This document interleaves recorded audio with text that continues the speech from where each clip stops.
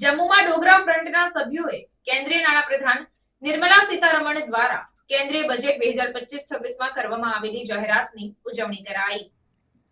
કેન્દ્રીય બજેટ 2025-26 પ્રમાણે નવા કર નિયમ હેઠળ વાર્ષિક ₹12 લાખ સુધીની આવક ધરાવતા વ્યક્તિઓને આવક કર ચૂકવવાની જરૂર નહીં રહે।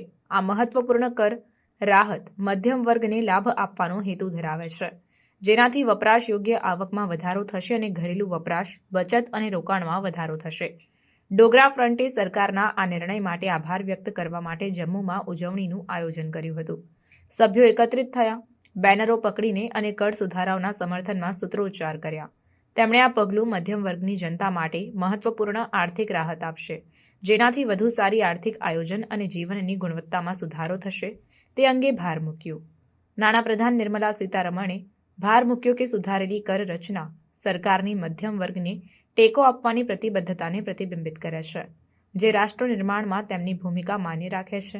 હેતુ કર પ્રણાલીને સરળ બનાવવાનો અને કરદાતાઓને મહત્વપૂર્ણ રાહત આપવાનો છે, જેનાથી આર્થિક વૃદ્ધિને પ્રોત્સાહન મળશે।